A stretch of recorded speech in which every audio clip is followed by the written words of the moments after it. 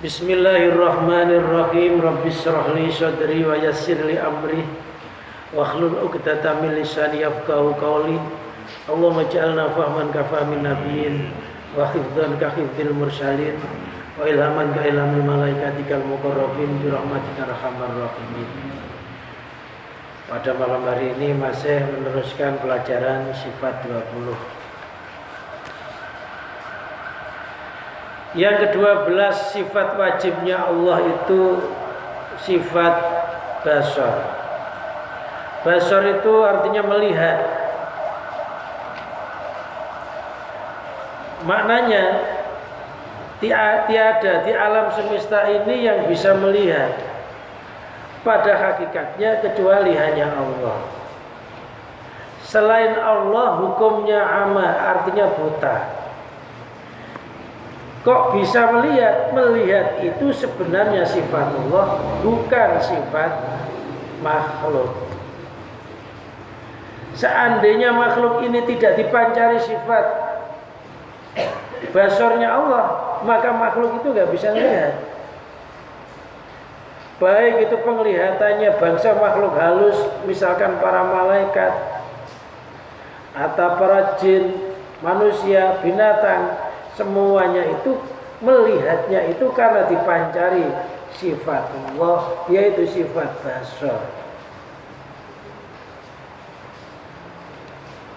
Jadi asal kita ini nggak bisa melihat. Ketika kita bayi baru lahir itu nggak bisa lihat kiri kanan. Tapi karena pancaran sifatnya Allah bisa melihat. Ini. Sedikit kita bisa melihat. Nanti ketika kita mati kembali kepada kebutaan. Akan tetapi orang mukmin itu oleh Allah diberikan penglihatan yang namanya basariyah, yaitu penglihatan hati. Penglihatan hati inilah yang bisa melihat sesuatu yang nggak bisa dilihat oleh mata.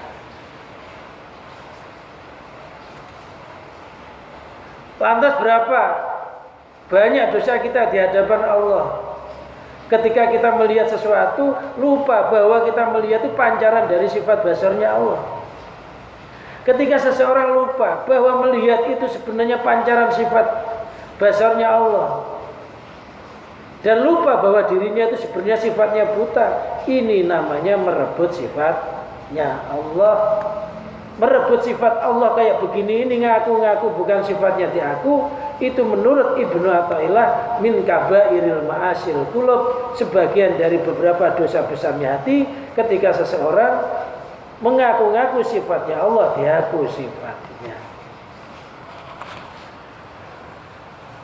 Hal ini bisa dibuktikan kalau memang melihat itu milik kita, kita bisa melanggengkan penglihatan kita.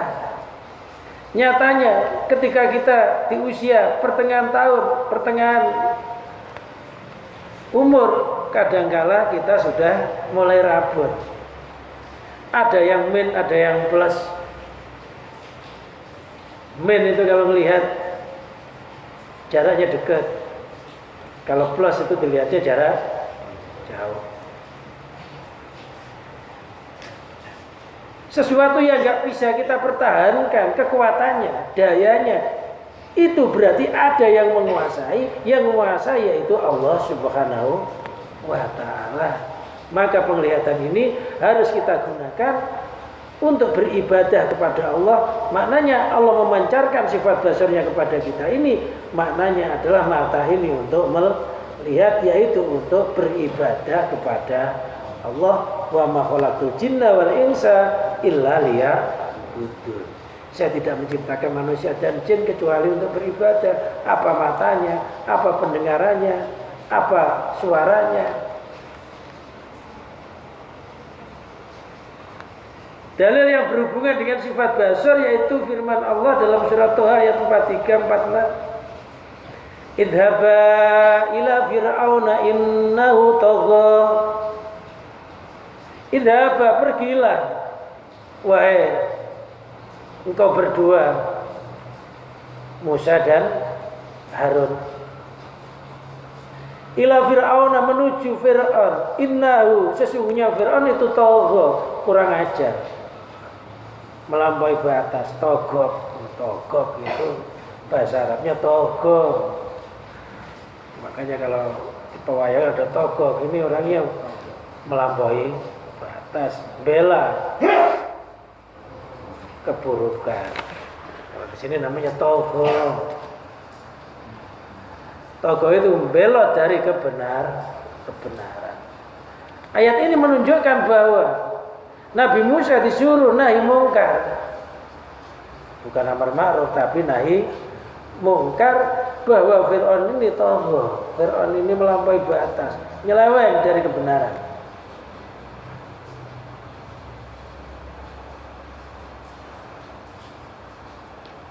Faqula lahu qawlan layyinan la'allahu yatadzakkaru aw yakhsha. Nanti kalau kamu ketemu Fir'aun, faqula, maka katakanlah kamu berdua, lahu kepadanya Fir'aun, qawlan akan ucapan layyinan yang lembut. Ya, walaupun Fir'aun itu tagha, nyimpang dari kebenaran, sewenang-wenang. Fir'aun itu sewenang-wenang. Tapi diterangkan bahwa di pintu gerbangnya Fir'aun itu tercantum tulisan Bismillahirrahmanirrahim. Dulu ya beriman. Tapi karena Fir'aun ini nggak pernah sakit, nggak pernah kekurangan harta benda, kekuasaannya nggak pernah digusur, nggak bisa digusur, menang terus, akhirnya ngaku sebagai Tuhan. Nabi Musa sama Nabi Harun disuruh datangi Fir'aun. Lah Nabi Musa itu anak angkatnya Fir'aun yang ditemukan ketika dihanyutkan di sungai. Di masa itu ada dua Musa. Yang pertama adalah Musa bin Harun, Musa bin Imran. Yang kedua adalah Musa Samiri. Musa Samiri ini anak yang dibuang di tengah hutan. Ini hasil anak zina dibuang di tengah hutan. Lantas ditemu oleh malaikat Jibril, dirawat oleh malaikat Jibril sampai dewasa. Sedangkan Nabi Musa ini dibuang, ditemu oleh Fir'aun, ditemu ya sama istrinya, akhirnya disetujui sama Fir'aun, diangkat anak. Apa yang terjadi? Nabi Musa yang dididik oleh Fir'aun menjadi seorang nabi. Sedangkan Musa Samiri yang dididik oleh malaikat menjadi kafir, yaitu bikin huru hara ketika Nabi Musa ke Bukit Tur. Apa huru haranya? Musa Samiri itu membikin pedet emas. Pedet itu anak sapi dibuat dari emas. Musa Samiri punya kelebihan, yaitu bisa mengambil bekas teracak kudanya malaikat Jibril, dimasukkan ke dalam mulutnya pedet emas itu, maka bisa bersuara, bisa ngomong, bisa memenuhi permintaan masyarakat. Ketika itu Nabi Musa lagi bermunajah ke Bukit Tur. Dari keterangan ini, yang dirawat oleh seorang malaikat aja nggak jadi orang baik, yang dirawat oleh orang kafir malah jadi baik. Oleh karena itulah kita ini harus senantiasa bersandar kepada Allah. Jangan melihat, wah saya ini orang tua saya begini-begini. Karena hidayah itu hidayahnya Allah. Itu bikin sesat peristiwa pedet emas itu. Akhirnya dikutuk sama Nabi Musa. Katakanlah dengan ucapan yang lembut, la'allahu yatadzakkaru, la'allahu, mudah-mudahan Fir'aun itu yatadzakkaru, mau mengambil peringatan, mau menerima nasihat, au yakhsha, atau setidaknya takut sama Allah.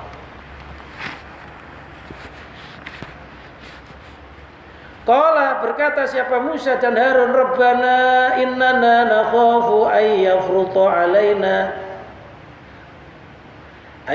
alaina au ayatugha.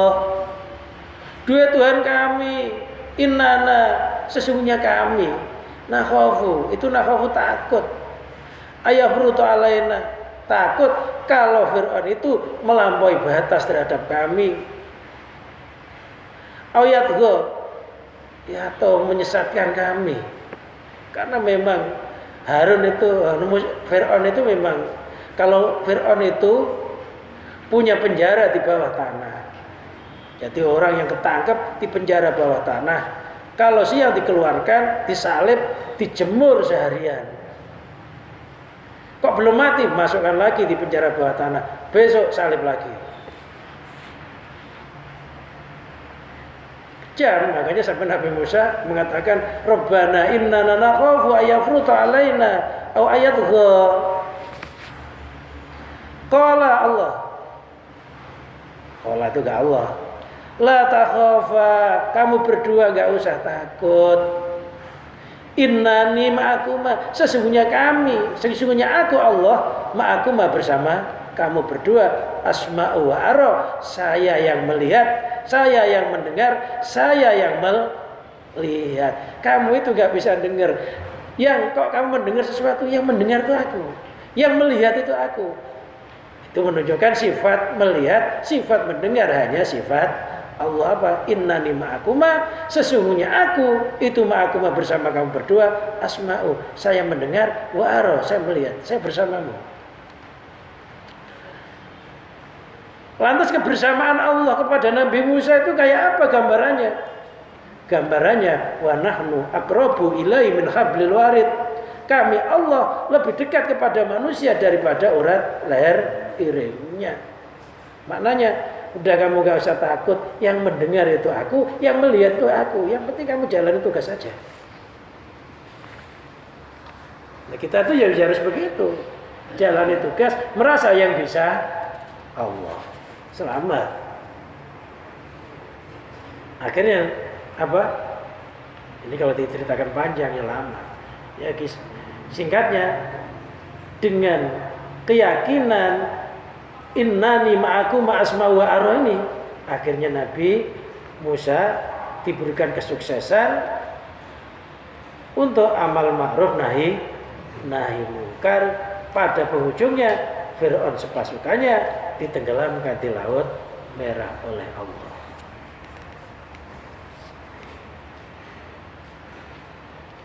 Yang ke-13 sifat kalam. Kalamun artinya berbicara. Allah itu punya sifat wajib, yaitu sifat berbicara. Mohal kalau Allah itu bisu. Yang bisu siapa? Yang bakamun itu adalah makhluk. Suara kita milik Allah bukan? Yang milik Allah, mulutnya yang bikin Allah, lidahnya yang bikin Allah, bibirnya yang bikin Allah, tenggorokannya yang bikin Allah. Bersuara karena hidup juga milik Allah, jasadnya milik Allah. Ya kita nggak bisa apa-apa. Kalau diurut-urut ya memang asalnya benda mati. Mau sperma kok bisa ngomong apa? Diurut-urut dari asalnya aja sudah bisu. Asalnya sebelum sperma ya nggak berupa apa-apa. Maknanya ketika kita berbicara, apa kita membaca Fatihah umpamanya. Ketika sholat itu jangan merasa saya yang bisa baca. Hakikatnya saya bisa baca Fatihah ini, suara saya ini datangnya dari Allah. Itu namanya khusyuk. Kok mendengar sesuatu yang bisa mendengar Allah. Kok melihat sesuatu yang bisa melihat Allah. Karena saya ini sebenarnya buta. Tandanya sifat kalam itu kalam Allah. Enggak mungkin kalau sifat kalam bukan kalamnya Allah. Allah bikin bahasa sedunia ini. Ada bahasa Inggris, ada bahasa Arab, bahasa Sunda, bahasa Jawa. Lalu ada bahasa kita enggak mengerti. Orang-orang pedalaman, orang Dayak itu hanya itu yang ngerti temannya. Ya, orang pedalaman, orang-orang Dayak yang bawah itu. Orang Papua itu bahasanya kan ya yang sama ngerti. Memang Allah itu juru bahasa. Ya enggak hanya bahasa manusia aja, bahasa binatang itu. Binatang yang satu sama lainnya itu ya berdialog. Sumbernya dari mana? Sumbernya dari Allah yang punya sifat kalam. Seandainya nggak dipancari sifat kalamnya Allah, nggak akan timbul bahasa yang bermacam-macam. Aslinya bisu, kekuasaannya Allah bikin bahasa. Dengan adanya bahasa, akhirnya manusia bisa berdialog. Ketika bisa berdialog, bisa menghasilkan sesuatu. Dalilnya firman Allah dalam surat An-Nisa ayat 164. Wa rusulan qad qasasnahum 'alaika min qablu wa rasulan lam naqsusum wa rusulan lam naqsusum 'alaika wa kallama Allah Musa taklima. Wa rusulan, dan kepada beberapa rasul, qad qasasna, sungguh kami telah menceritakan, kami Allahum kepada mereka, alaika atasmu Muhammad, min qablu, dari sebelumnya. Ada rasul yang diceritakan oleh Allah. Rasul yang diceritakan oleh Allah itu tercantum di dalam Al-Quran, jumlahnya 25 rasul yang wajib diketahui namanya. Yang sebenarnya nabi dan rasul itu banyak, dia menerangkan sampai 313. Adama, Anusur, Mahyail, Abad, Arfasat, Khandola, Balia, Armia, Danil, Amir, Wabir, Usa, Sekolah, sampai seterusnya itu ada 313. Yang wajib diketahui 25. Warusulan, dan beberapa rasul, lam naksusum, yang kami tidak menceritakan terhadap mereka alaika atasmu. Ada yang enggak diterangkan oleh Allah. Wa kallamallahu Musa takliman. Wa kallama, dan berbicara siapa Allah? Allah Musa akan Nabi Musa takliman, akan berbicara sungguhan. Nabi Musa itu dinamakan kalamullah. Kenapa? Karena Nabi Musa ini orang yang pernah diajak dialog sama Allah secara langsung.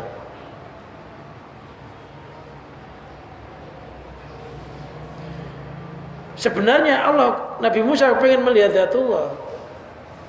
Akhirnya Allah tajalli di gunung. Gunung jadi hancur. Ketika gunung hancur, Nabi Musa pingsan. Gak mampu menatap zatnya Allah. Tapi Nabi Musa pernah berdialog. Nabi Muhammad pernah gak berdialog? Nabi Muhammad juga pernah berdialog kepada Allah secara langsung.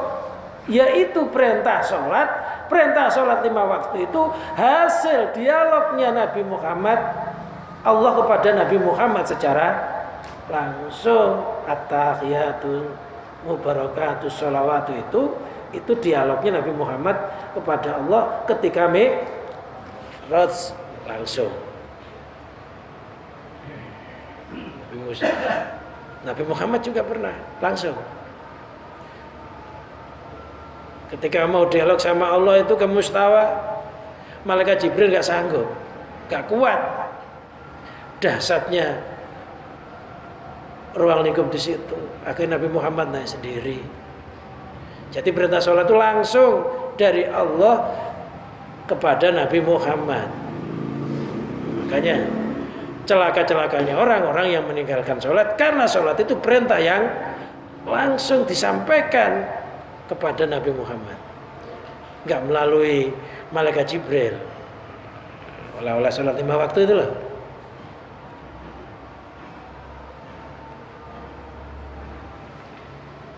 Itu ada keterangannya bawah itu.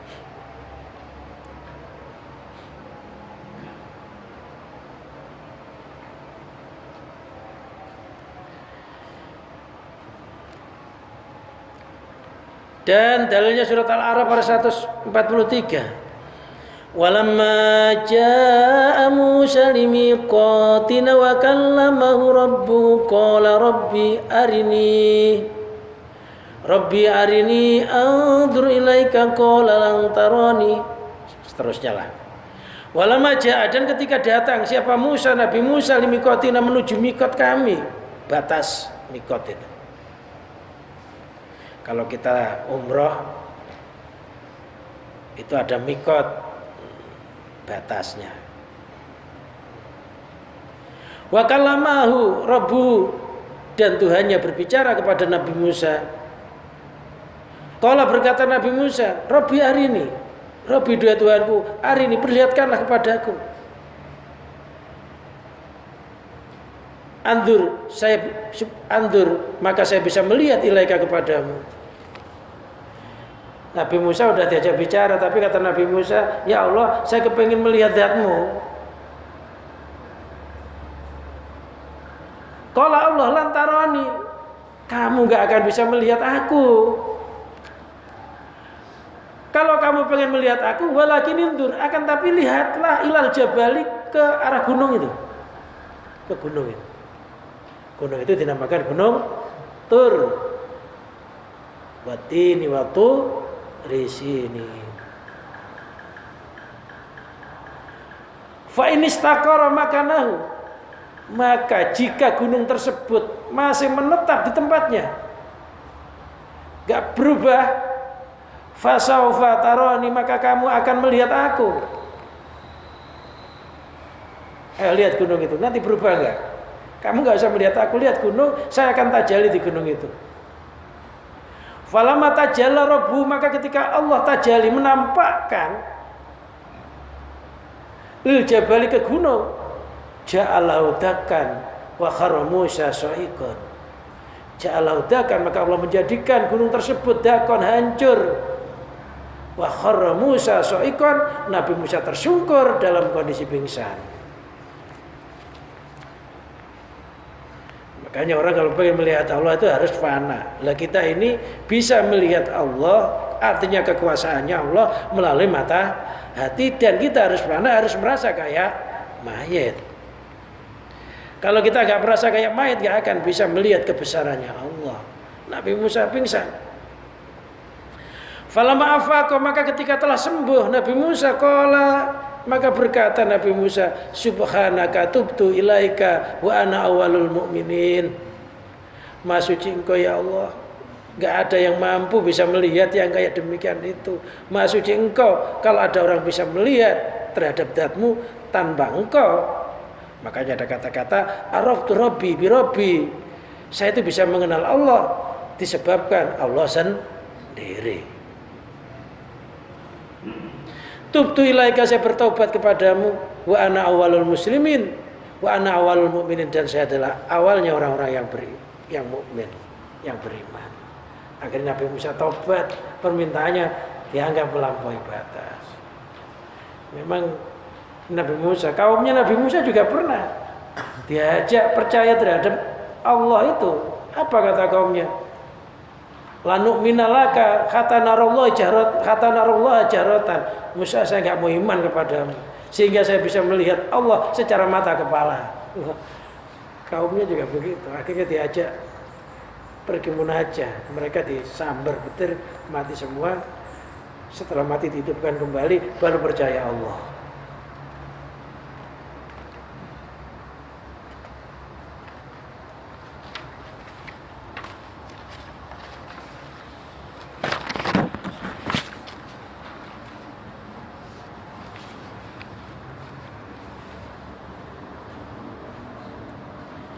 Dalilnya lagi surat Asy-Syura ayat 51. Wa ma kana li basarin ayyukallimahullahu illa wahyan. Wa ma kana, tiada li basarin bagi manusia ayyukallimahullah, Allah berbicara kepadanya illa wahyan, kecuali wahyu. Ada manusia yang diajak bicara sama Allah. Pembicaraan Allah kepada manusia itu dinamakan wahyu. Orang yang mendapat wahyu itu dinamakan nabi dan rasul. Apa bedanya nabi dan rasul? Kalau rasul itu seorang laki-laki yang mendapat wahyu dari Allah, dan wahyu itu wajib disampaikan kepada umat. Kalau nabi mendapat wahyu tidak wajib disampaikan kepada umatnya, kayak itu Nabi Khidir umpamanya. Itu nabi tapi bukan rasul.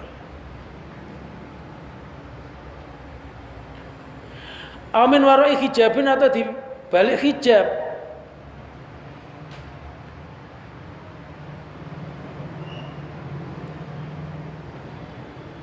ada di balik hijab, ada yang melalui malaikat Jibril, ada yang secara langsung. Wahyu Allah yang diterima oleh seorang nabi secara langsung itu diagendakan di dalam hadis, namanya hadis qudsi. Jadi kalau kita mengatakan hadis qudsi, itu berarti Rasulullah berdialog langsung kepada Allah, tidak melalui malaikat Jibril. Ayursila rasulan, atau saya mengutus seorang rasul, fayuhiya, maka mewahyukan Allah biidzni, dengan izinnya Allah, mayasya, terhadap sesuatu yang dikehendaki. Innahu aliyun hakim, sesungguhnya Allah dat yang maha luhur, maha bijaksana. Yang digaris bawahi mana? Wa makana li basarin ayyukal limahullah, tiada bagi manusia Allah berbicara kepadanya kecuali wahyu. Lah, sifat wahyu itu sebenarnya sifat kalamnya Allah. Sekarang selanjutnya, kaunuhu, berkeadaan, qadiran, Allah itu berkeadaan qadiran, yang maha kuasa.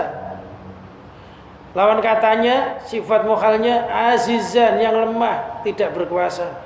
Yang berkuasa itu satu, asalnya kaunuhu qadiran, kaunuhu muridan, kaunuhu aliman, kaunuhu hayan. Nasabnya lafadz qadiran itu menjadi khobar dari kana.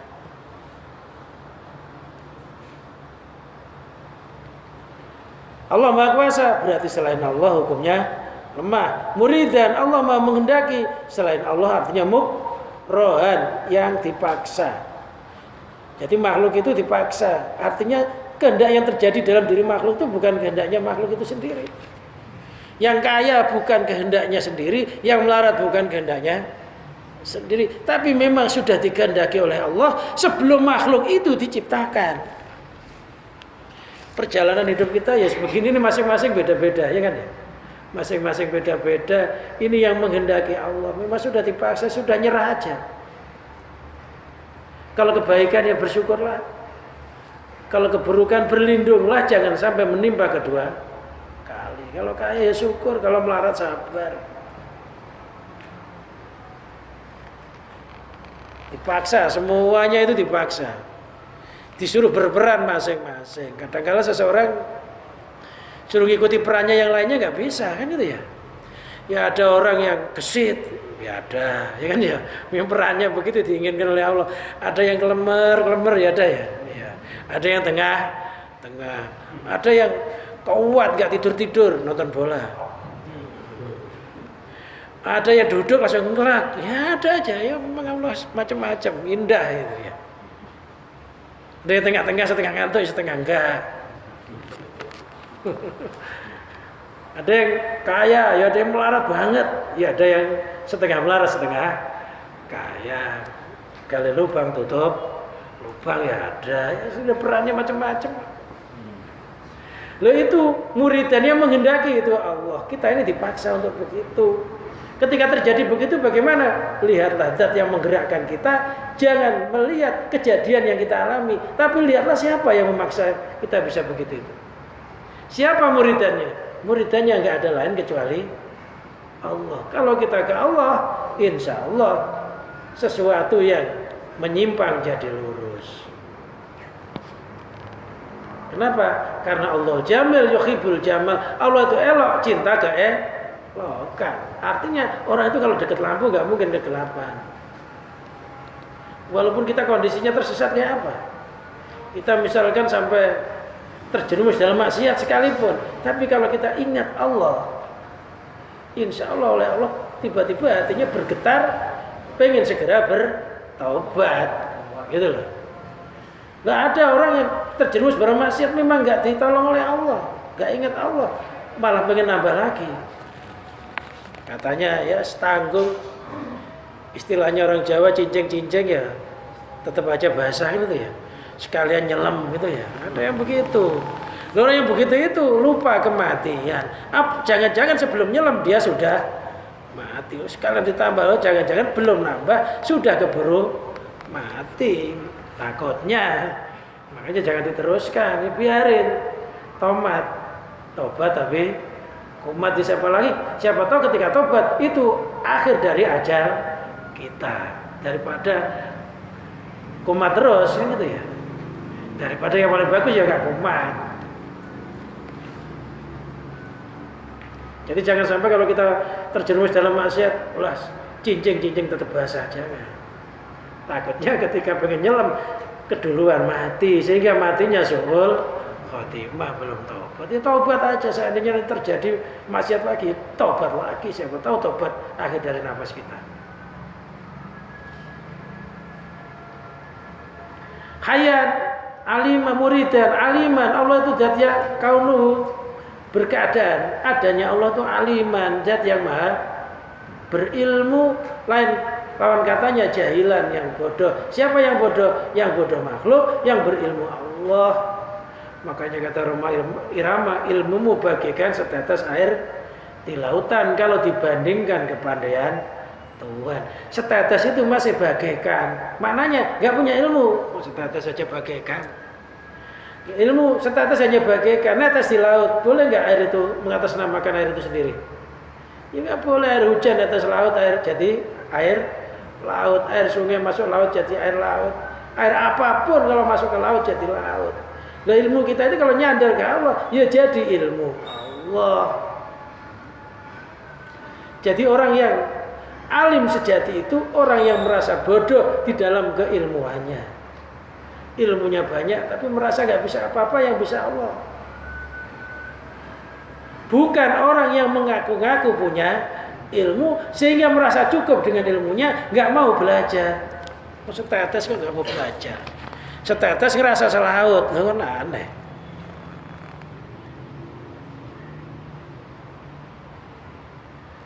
(17) Hayan, keberadaan Allah itu hayan, zat yang maha hidup. Lawan katanya sifat mukhalnya mayitan, selain Allah itu mati, yang hidup hanya Allah. Makanya dalam hadis diterangkan mutu qabla anta mutu. Matilah sebelum kamu mati. Merasalah kayak mayit sebelum kamu jadi mayit. Merasa yang hidup itu hanya satu, Allah, yang menggerakkan Allah, yang melihat Allah, yang mendengar Allah. Kita nggak bisa apa-apa. Jadi hidup yang sempurna itu merasa hidupnya hanya milik Allah, dirinya merasa mayit. 18 Sami'an, keberadaannya Allah itu maha, adanya Allah itu maha mendengar. Selain Allah As-Sam, yang tuli.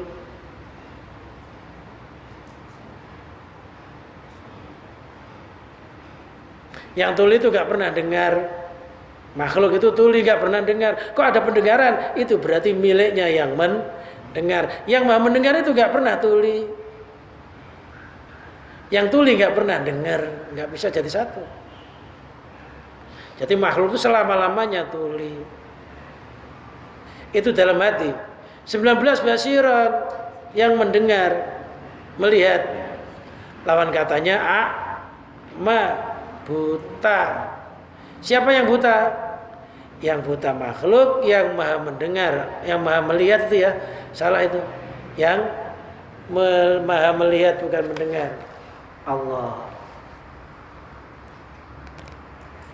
20 mutakaliman, yang maha berbicara. Selain Allah hukumnya abkam, bisu keberadaannya. Jadi sifat mukhal itu yang wajib diakui milik kita, sifat wajib milik Allah. Adapun sifat jaiz di dalam haknya Allah adalah fi'lu kulli syai'in mumkinin au tarkuhu. Sifat wajibnya 20, sifat jaiznya 1. Apa sifat jaiz Allah itu? Berbuat tiap-tiap sesuatu yang memungkinkan atau meninggalkannya. Artinya secara makna luas, sifat jaiznya Allah itu berbuat semaunya Allah. Bisa jadi orang yang kita kira ahli ibadah, ternyata di akhirat masuk neraka. Umpamanya. Itu hanya Allah. Orang kelihatannya di dunia ahli maksiat, tiba-tiba di sana dimasukkan surga. Itu juga haknya Allah. Allah itu berbuat semaunya. Ada yang doa nggak terkabul-kabul, itu haknya Allah. Sifat jaiznya Allah. Oleh Allah nggak dikabul-kabulkan. Ada yang nggak pernah berdoa loh, apa aja keturutan. Lah kita nggak boleh. Allah itu gimana? Lah itu ya nggak boleh. Ya Allah itu punya sifat jaiz. Yang sering di musola kok hidupnya terlonta-lonta aja. Itu cara ke musola. Apa-apa ada. Allah gimana sih? Loh, itu namanya mencela Allah. Allah itu punya sifat jaiz, ya terserah Allah. Makhluk-makhluknya Allah mau dibikin merah ya miliknya Allah, mau bikin hitam ya miliknya Allah, mau dikabulkan ya makhluknya miliknya Allah, nggak dikabulkan ya miliknya Allah. Apa haknya kita protes mau miliknya Allah sendiri? Jadi Allah itu berbuat semaunya. Sifat jaiz artinya semau Allah, bukan semau kita. Makanya apapun yang terjadi di alam semesta ini, kalau secara akal nggak cocok, ternyata Allah membuat begitu. Kita nggak usah mencela karena Allah punya sifat jaiz. Makanya ada cerita, ada orang mulai kecil sampai besar, sampai tua, sampai mati, jadi orang ahli ibadah, uzlah di lereng gunung, nggak pernah bergaul sama masyarakat, waktunya dihabiskan untuk ibadah. Di situ ada buah delima, di sampingnya buah delima itu ada mata air. Setiap hari dia hidupnya di situ ya nggak pernah bergaul sampai mati ahli ibadah. Secara akal orang itu masuk surga nggak? Secara akal masuk surga. Ketika orang itu dihisab, ditanyai, hei kisana, kamu itu masuk surga karena amalmu apa karena rahmatku? Apa jawabnya orang itu? Karena amal saya ya Allah, karena saya kecil sampai gede, sampai tua, sampai mati loh hanya nyembah padamu ya Allah. Amal saya ini yang mendorong saya masuk surga. Ke sana, kalau begitu dihitung. Siapa yang menciptakan pohon delima di dekat telaga itu? Engkau ya Allah. Siapa yang menyumberkan mata air di sampingnya itu? Engkau ya Allah. Siapa yang memberikan hidayah kamu bisa ibadah? Engkau ya Allah. Siapa yang menggerakkan kamu? Engkau ya Allah. Siapa yang ngatur hidupmu? Engkau ya Allah. Kamu itu sebenarnya masuk surga bukan karena amalmu, karena kamu ngaku karena amalmu, ternyata bukan amalmu, kamu saya seret ke neraka. Neraka. Akhirnya sadar ya Allah, ternyata karena rahmatmu ya Allah, saya sadar, baru diseret ke surga. Jadi kita ini masuk surga bukan karena amal kita, tapi karena kasih sayang Allah. Karena nikmat Allah itu kalau dijual, dibeli sama jasa kita, ngejar ya? Mata melihat sehari ini kita dibikin buta oleh Allah. Lantas ketika buta, ada orang nawari, bagaimana kalau sehari ini kamu saya bikin bisa melihat, kamu harus membayar 1 miliar. Kita punya duit 1 miliar, mau nggak? Pasti mau. Mata bisa melihat sehari ini nggak bisa dibeli ratusan juta loh. Kerja kita ibadah, sholat 5 waktu ini kalau digaji berapa ya kira-kira ya? Ayo orang kerja tak-tok itu sehari berapa gajinya? Kita sholat 5 waktu loh, setengah ngelamun loh digaji. Kira-kira yang gaji ini diukur kerjaan manusia aja lah.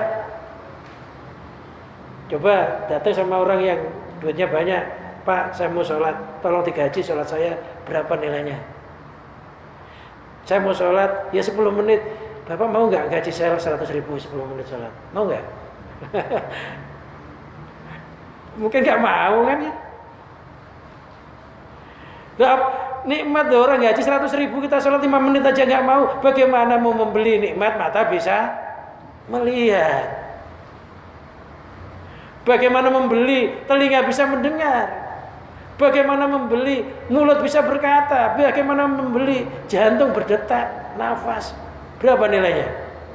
Wa in ta'uddu nikmatallah la tuhsuha. Kalau kamu hitung-hitung nikmat Allah kamu gak bisa ngitung.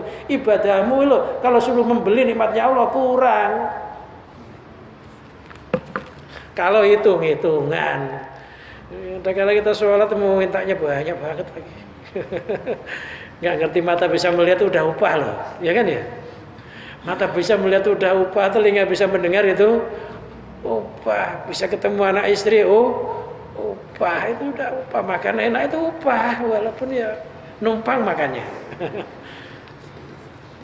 Tapi kita nggak sadar perasaannya Allah itu belum ngasih apa-apa, karena kita memandang yang lainnya. Hatinya nggak memandang besarnya nikmat Allah, tapi memandang orang yang lebih besar nikmatnya menurut kita. Makanya kata Rasulullah, idza nadzara ahadukum, ketika kamu salah satu di antara kamu melihat manfaatullah fil khalqi, ketika melihat fil khalqi wal mali, ketika salah satu di antara kamu melihat orang yang lebih unggul ciptaannya, lebih unggul hartanya, falyandur ila man huwa asfalu minkum, maka lihatlah orang yang di bawahmu, jangan melihat yang di atasnya. Masalah harta, masalah sosok, lihatlah yang di bawahnya, maka akan timbul sifat qanaah. Setelah ini jangan nyalain Allah. Allah itu punya sifat jaiz. Sifat jaiznya Allah itu berbuat semau Allah, menghendaki bukan dikehendaki, mengatur bukan diatur.